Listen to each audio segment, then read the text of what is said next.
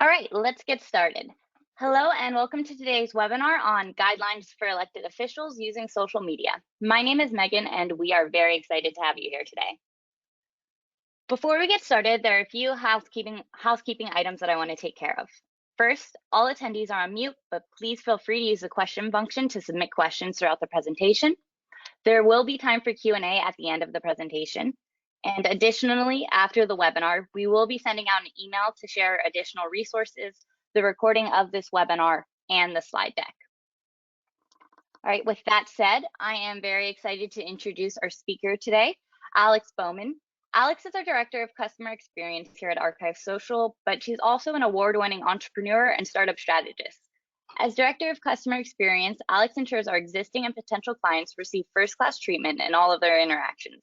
She's been working with Archive Social customers for over 5 years now, and in that time has helped hundreds of people navigate the ins and outs of these social media platforms that we're going to talk about today. But today, Alex is going to walk us through the important distinction between personal and public on social media, separating elected officials from the daily business of your municipality, and how you can get your agency and elected officials set up for success with things like a public official social media policy, comment moderation guide, and more. And with that, I'm going to pass it over to Alex. Thank you, Megan.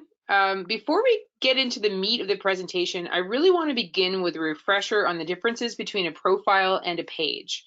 I hear people misusing this terminology every single day, so it's important that we start by explaining what each is and isn't. On your left, you'll see a Facebook profile. A profile is the account that individuals use to represent themselves on Facebook. A profile has friends, and unless it's set to fully public, only can be viewed by friends of the profile owner. A Facebook page, by contrast, is actually an extension of a profile that is used to represent a business, government, band, politician, etc., rather than just a private person. A single profile can manage many pages, and a page can have many profiles as managers. So, Alex, why is it important that we're using pages? It's really gets down to a matter of access, Megan. Pages are by their nature public and can be viewed by anyone, whether or not they have a Facebook account or profile of their own. Although you do actually need a profile to make a comment on a page. People can follow pages, but you don't usually friend a page. So by using Facebook pages to conduct your public business, whether you're a municipality or elected official, you're ensuring that the public has access to information you're sharing. What's more, Facebook privacy restrictions severely limit what content is available for archiving on a profile. So to be transparent, both in the moment and after the fact, you really need to be using pages for your official business. It's also worth mentioning that the only way to securely manage a Facebook account with multiple contributors is by using a Facebook page with assigned roles. So those are all reasons why pages are crucial.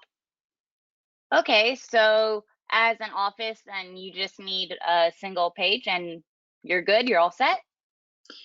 Well, Megan, that really depends on kind of what office you're holding. If you're a council member or board member, I would say that a page as yourself as an official is probably sufficient.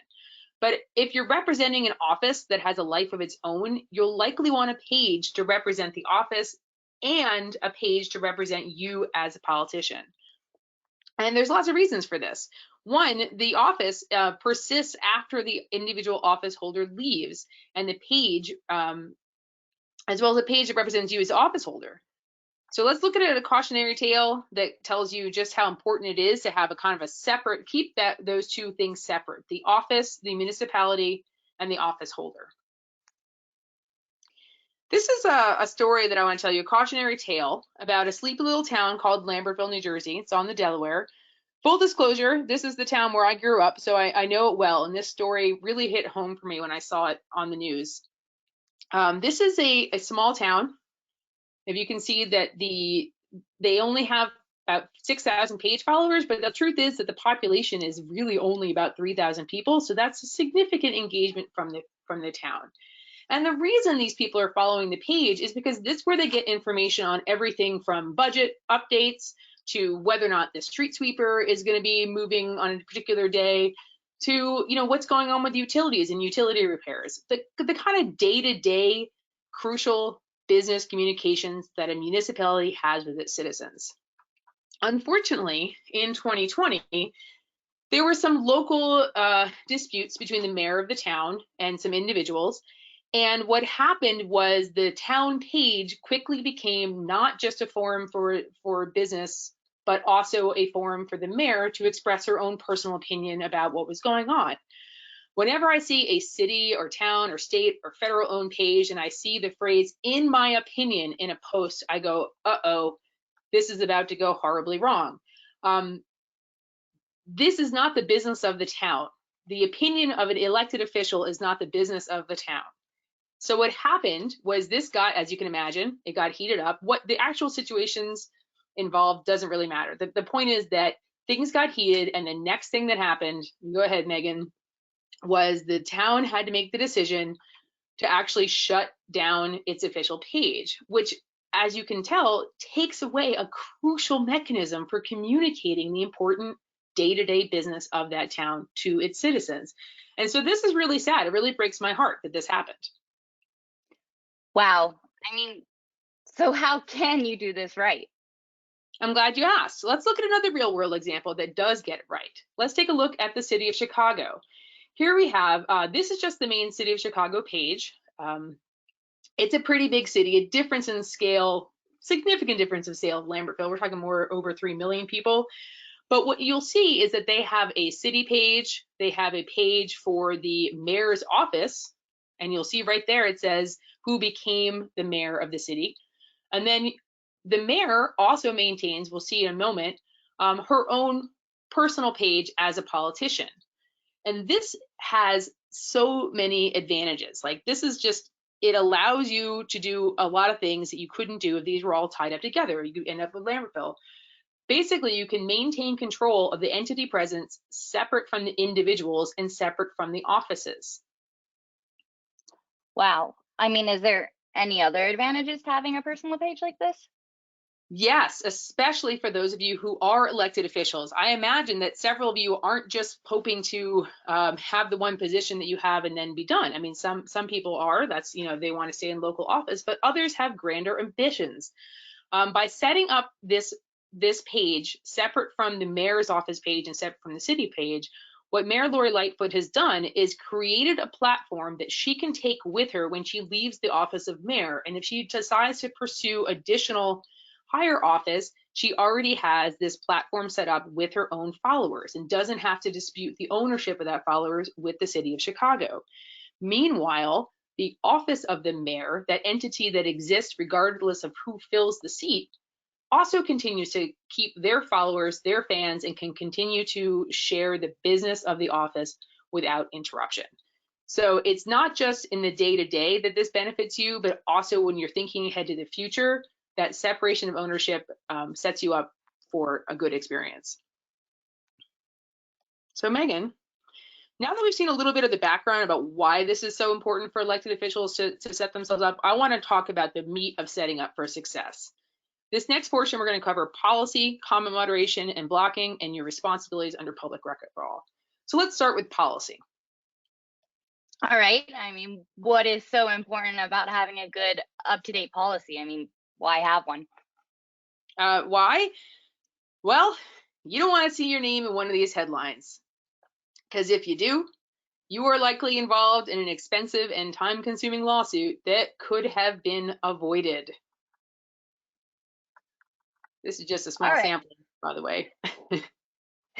So is your policy for your agency, I mean, say you have a single social media policy for your agency, is that good for your public officials as well? Does that cover them, or does it need to be different? Great question.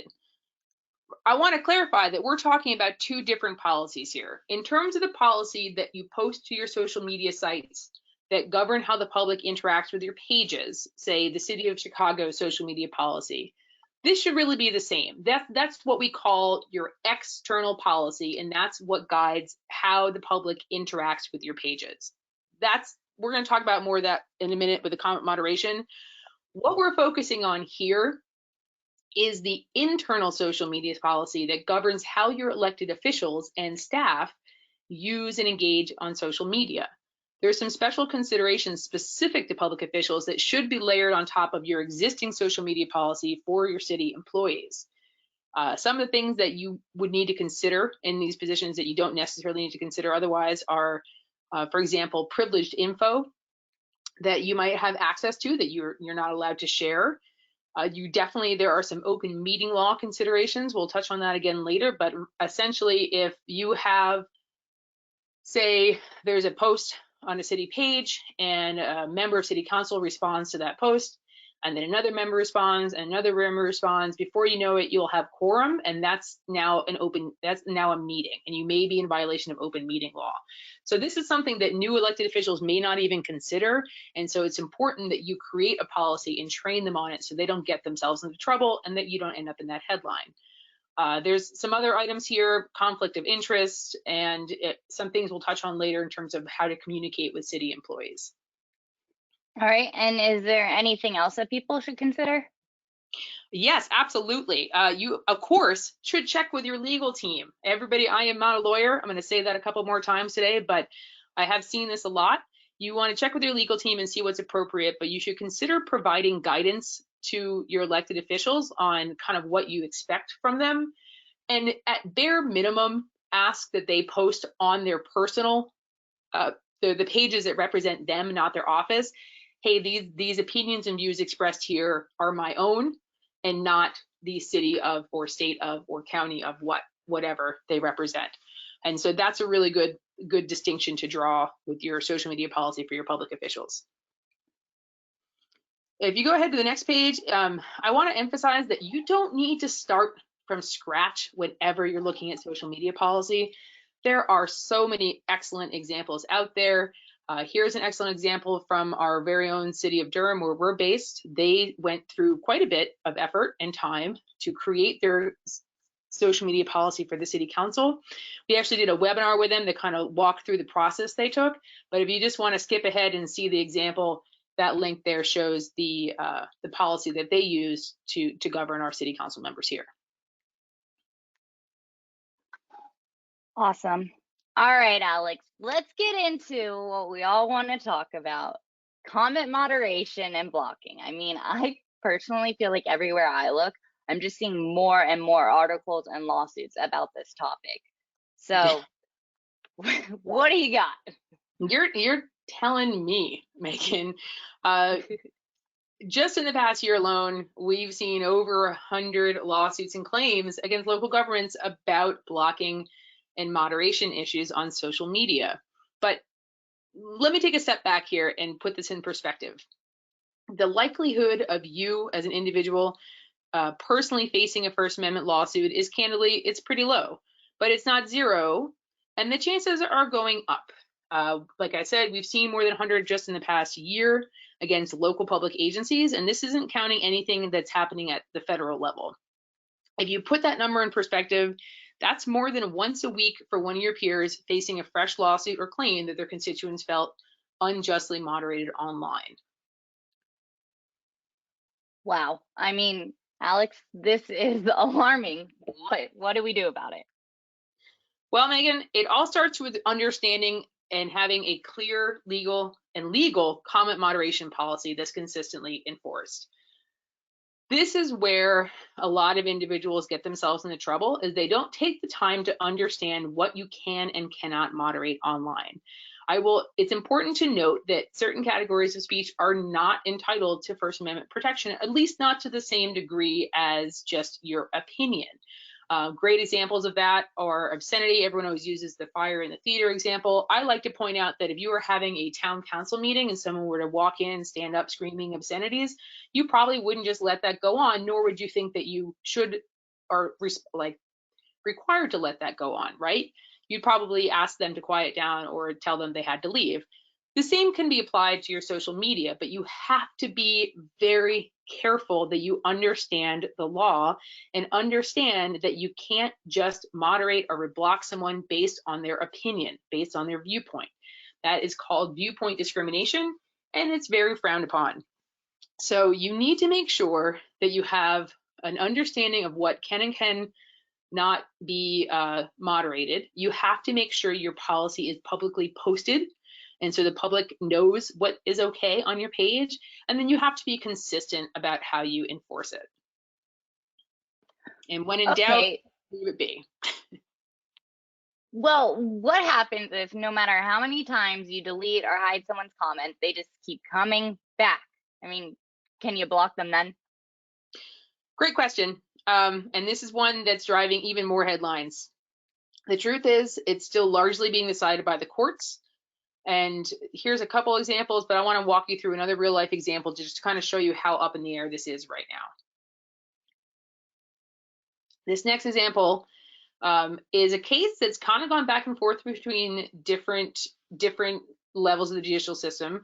Most recently, they've ruled that this official actually can block people. But let's kind of walk you through the story. So back in 2018, this representative was sued by an individual saying he was blocked from her Twitter after retweeting a reply that was critical of her. So again, that's viewpoint. You can't discriminate on viewpoint.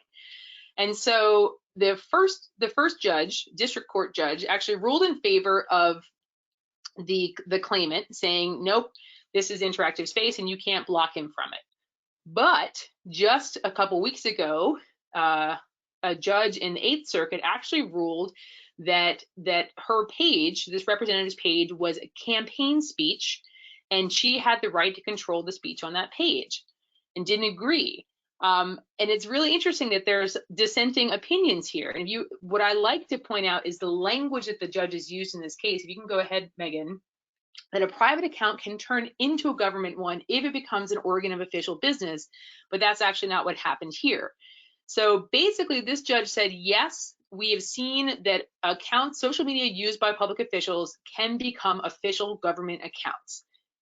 However, the reason Representative Reich in this case was ruled in her favor was because she maintained a separate social media account that was hers, represented her and her campaign, and not the office that she was holding.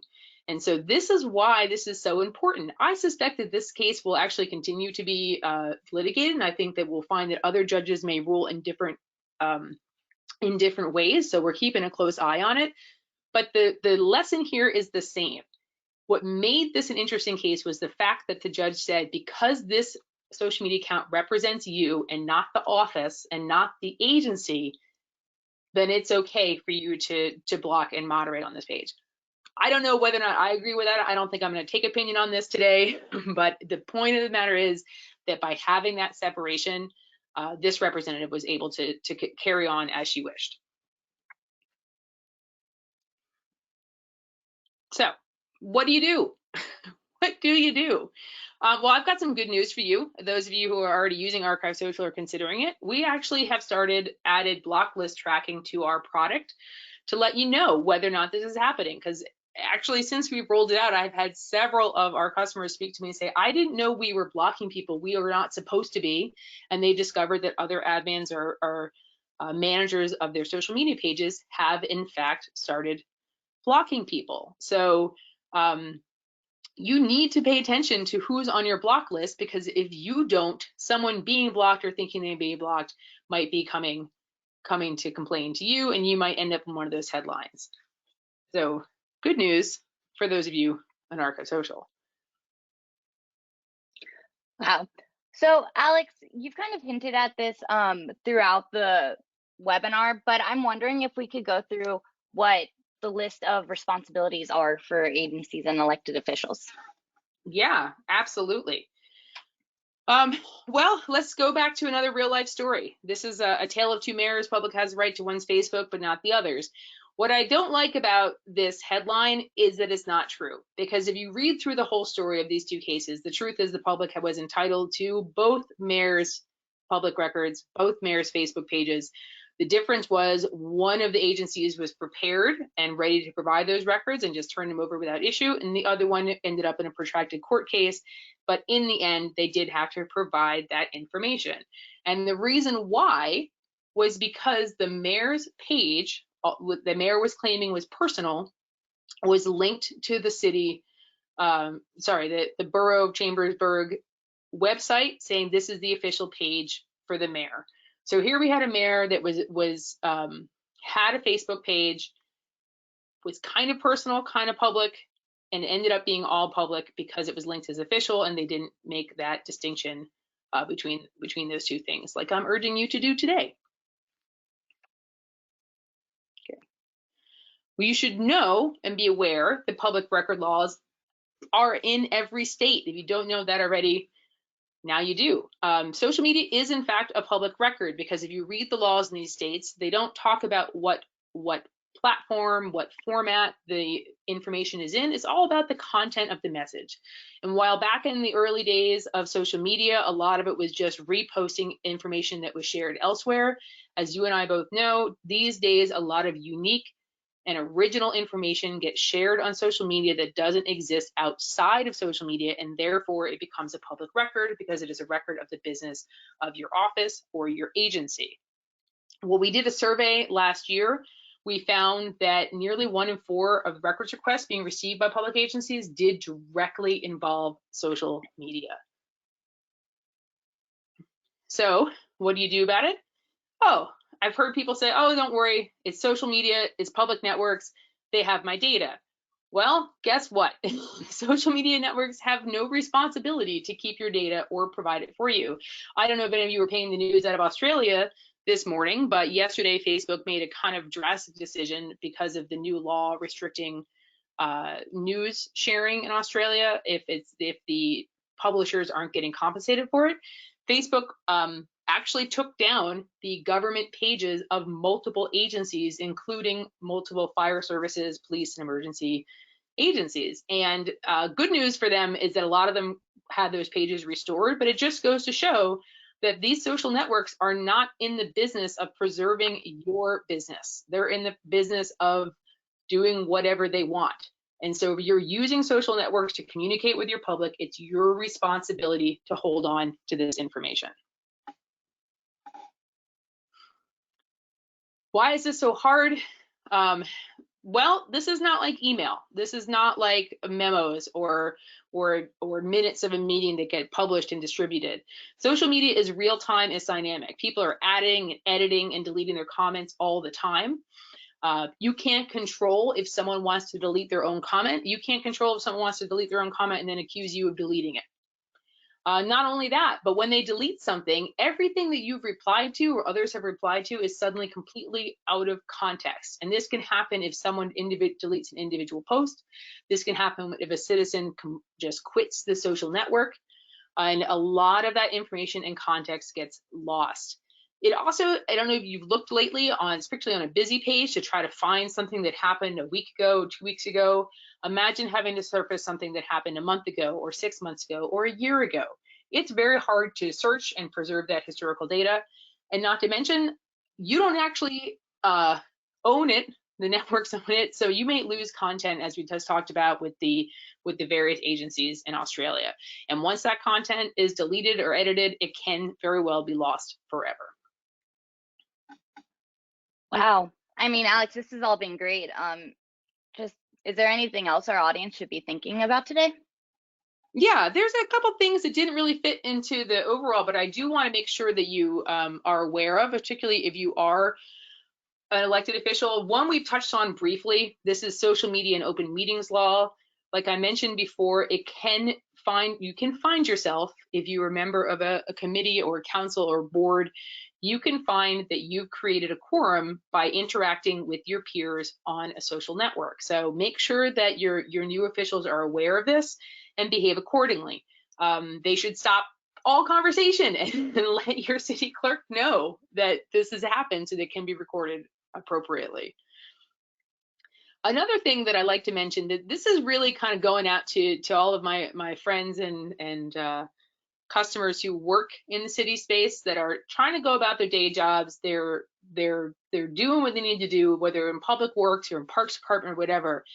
And sometimes new elected officials want to say, hey, I know who does what. I'm going to get this action taken right now. I'm going to call someone out by name.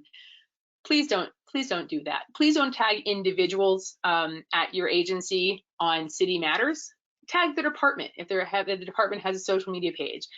This is a good example from City of Durham, like tagging at City of Durham on your inquiry, not the person that you know who works in that office, because frankly, they deserve their private lives as well.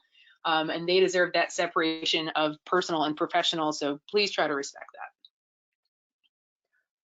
Awesome. So, Alex, I think it's about time for Q&A, but before we do get into that, I wanted to launch a quick poll.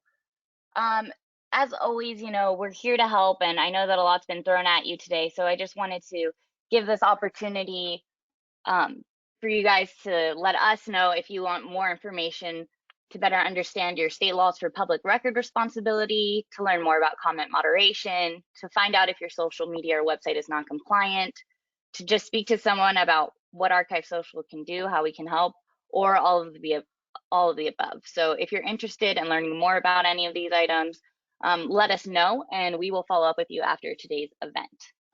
I'm going to keep that open for a little bit for everyone. But while that's running, Alex, what do you say about some Q&A? That sounds great. Awesome. All right, so looking at some of the questions that we got in advance of today's webinar, let's just start off with this one. How long do we need to keep social media posts? That's a great question, and it really is going to vary by your local public record law, but I would encourage you to not think of these as their own content, their own distinct thing, because really, like I mentioned before, it's the content you're sharing, not the medium. It's the message, not the medium. And so it should apply to the same retention rules that apply to notices of public work should apply if you're posting that on social media as well. But really check with your city clerk. It's probably your best person to check with there, and Okay. your local office. Should elected officials have access to post or respond on government social media sites? I think this is a great question. I think it really depends on how they are responding. I think after walking through the example of the mayor with the city of Lambertville, that's a situation which, by interjecting her own viewpoint and opinion on that city page as the city, problems arose from there. Now, had that mayor been joining in the discussion as herself in that page, I think it would have been a different outcome, because it could have been separated. The mayor could have said, hey, I'm going to step back. I've decided to stop interacting on this page. This is how you can reach me. And perhaps that page would still continue to function. I think we've already spent some time cautioning you about the risks of violations of open meeting law. And so you shouldn't be discussing policy with other elected officials in your peer group on a government page, because that could be a violation of that. And then again, I think you just want to be cautious. There is a difference between politics and government. The day-to-day operation of a town and the elected officials kind of charged with making those decisions, while they're closely related, there is some difference there. And so I think that for the sake of harmony, the more your page represents you as an individual, be that an elected official or a private citizen, the more your opinion should come through. The more that page is representing an office or an entity, the less opinion there should be on that page, and the more it should be about the facts and getting the information out. Awesome. We had a question come in that said, I'd like to know rules for a community town Facebook page that they started as a town clerk. It's mostly for fun, used to promote local businesses, announce events, post photos from around the town, lost dogs, etc. Is it a good or bad idea to start posting our council meeting agendas and minutes? Okay, yeah, I'm glad you asked this question. I think we recently did a webinar that was about kind of succeeding on social media, especially with small teams. And one of the first lessons that we teach in that webinar is about defining your focus. And so what you need to ask yourself is, what is the purpose and mission for this page? Is the purpose and mission for this page the things that you stated already? Is the purpose and mission for this page to communicate those minutes? And really sit down and decide and make that decision first. And you might find that yes, it fits right in, and this is what it's for. Or you might find, like this kind of breaks the spirit of this individual page. I'm going to set up something new that is much more focused on sharing minutes, sharing information. So I think it's a good thing to sit down with the stakeholders in your agency and your community and say, what is our purpose for this specific page, and do we need a new one to accomplish our new goals? All right. Another question came in asking, how can we notify our entire council of post alerts without tagging all members? And does this qualify as a Brown Act violation? So for those of you not in California, Brown Act violation is pretty much a version of the open meeting law we've already been discussing. So I think the difference here is tagging members on that post is likely not in and of itself a violation. Again, I would ask you to refer to your legal counsel. Disclaimer again, I am not a lawyer. But if those individuals start interacting and commenting and debating on that, then you're probably going to get yourself in trouble quickly. So I would, if you want them to be aware of it, you might just want to screenshot that post and send it in an email. Just say, hey, just be aware that this is happening, rather than tagging them directly and tempting them to start a discussion that could be a violation. All right. Megan, I see some questions that came in live. Yes. Is there a way to send a message in Messenger from your page and not your profile if somebody wanted the message to come from their page and not the profile? Yeah, actually, if you are, this is actually a good question for elected officials in terms of Messenger. I would discourage you from ever using Messenger for official business on a profile whatsoever. Here's the good news for you. I know a lot of you out there are thinking, oh, well, shoot, I've done all my campaigning. I've done all of my policy statements on my profile. What do I do now? How do I separate this out and keep my my cousin's wedding pictures from my position statement on the new sewage treatment plant? The good news is Facebook makes it very easy for you to create a page from your existing profile, and then gives you options to invite your friends and followers to then follow the page. It's going to be a little bit of a transition at first, but then what you can do is you can start in on your profile, say, hey, I can't do official business here. Please follow my page. We can discuss it there. And then you can use Messenger from a page, first of all. You can respond as your page in Messenger, as your page, not as your individual self. And that is able to be archived, that is able to be transparent. And so, the real thing is that you just stop using your profile for official business, create a page, and then a lot of these things clear themselves up already. And that Awesome. will, yeah, on that way. Perfect. I just really quickly, before we get to the next question, I want to give everybody a heads up that I will be closing the poll in the next, few seconds. So make sure that you get your answers in. All right, Alex, on a personal page, can you delete negative comments? I know on a city page you cannot. I don't recommend it. I mean, anytime you the phrase negative comments, then what you're doing is you're engaging in viewpoint discrimination. What viewpoint discrimination is you're saying, I don't like what you're saying. It doesn't, and so therefore I'm not going to allow it. And that is really where you get yourself into trouble with the First Amendment. Now, if somebody is sharing misinformation, this is a little bit tricky. Your best approach is actually just to post the correct information and say, hey, we've heard this before. This is actually the facts of the matter. Here's the information, the correct stuff. Deleting comments that you don't like really only leads to heartache. The best bet is to ignore them and focus on the positive things. Build up your supporters, and you'll find that they will often kind of take down the trolls for you. And honestly, if people have differing opinions for you, they're expressing their right to let you know that they don't feel the same way as you. And again, the question is phrased on a personal page. So I want to, again, the important thing to do if you've become an elected official is stop using your profile for official business and create a page that is just about your elected life. That's the secret here. that's where you can stop getting in trouble. Because yeah, once it's your profile, it's just like your cousin that you disagree with. Yeah, go ahead and delete it because that's not your official business. That's your personal life. Keep it separate and you'll be in much better shape. Can you have a page for information only without commenting?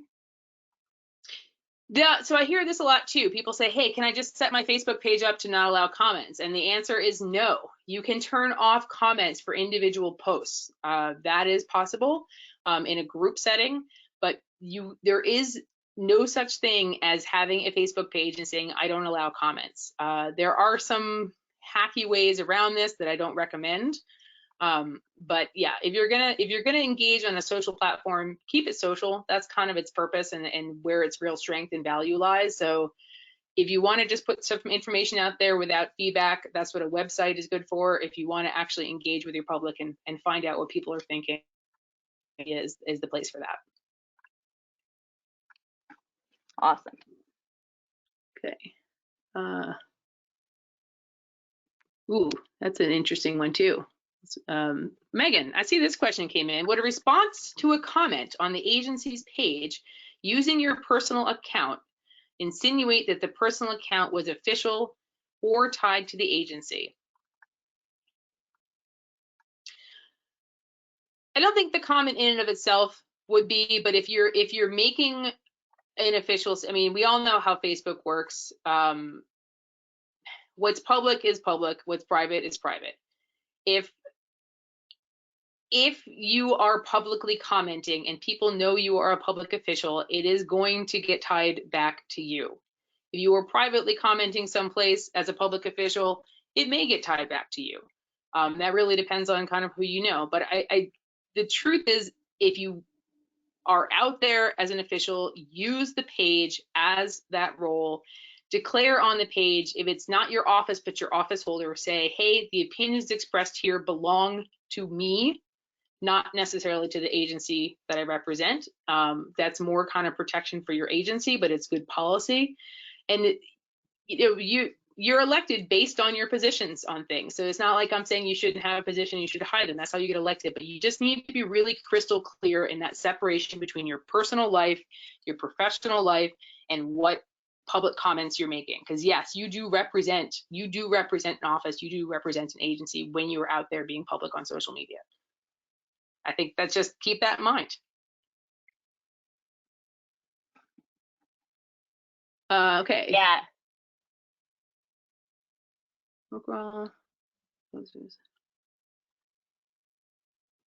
Here's a great question too, Megan. When you're taking down a comment, do you notify the poster of what part of the social media policy they violated? I think this is excellent practice. I think this is really will put you in good stead.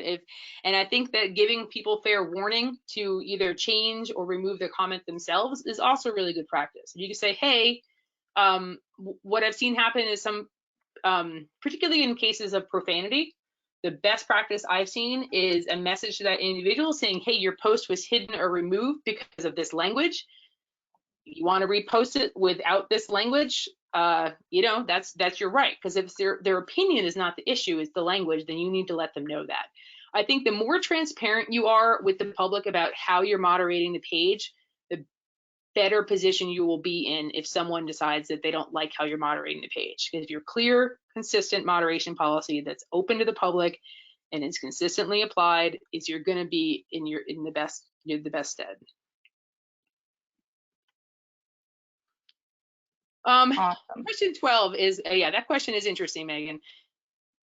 How do you recommend we handle correcting misinformation within Facebook groups, and how should elected officials treat conversations in those groups? This question, I get asked this question a lot, and I don't think I have an official answer. I think I have an opinion. Let me clarify it that way. There's only so much that you can control. There's only so many conversations you can be in. For every conversation that you happen to witness because it's in a group that you belong to or someone calls your attention to it, there are a dozen more that you can't witness.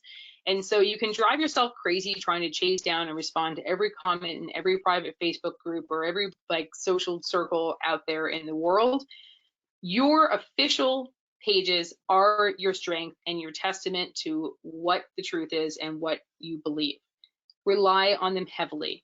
Make them increase your reach. Focus on getting engagement from your public, because then what you'll find is that you will have people who are engaged with your official pages, who are in those groups, who will then serve as your messenger, who will then say, actually, that's not the information that the city put out. That's not the information that the mayor reported. That's not what the city council members believe. As far as city council members go, I think that's really up to you and your agency. I think that the Durham City, the policy they wrote for their city officials really deals with that nicely. So I recommend you read it. But there's social media is a lot about knowing which things you can control and focusing on them and putting your best face and your best facts out there and letting the rest go.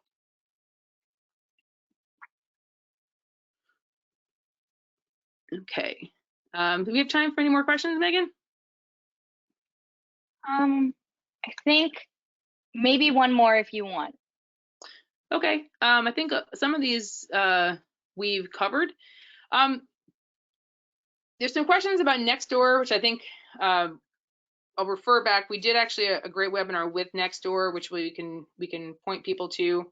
I don't want to get, that's a whole nother beast. I know we focus a lot on Facebook here, but that's because that's the network that agencies are using most often. And that's where, despite all the news you hear about people saying I'm done with Facebook, the reality is that is where most people are still engaging with social media. Love it or hate it, that's where we all are, and that's where we're hanging out. So that's why we're very Facebook focused today. And I think that's probably good. There's a lot of more good questions here. I encourage you guys to keep asking them in our webinars, keep asking them when you speak with us, and we'll try to get you some answers. But before I let you go, the best way that you can get your questions answered and find out what other people are doing is with the State of Social Media for the Public Sector report. We are actually in the survey phase for this year's report, our second annual.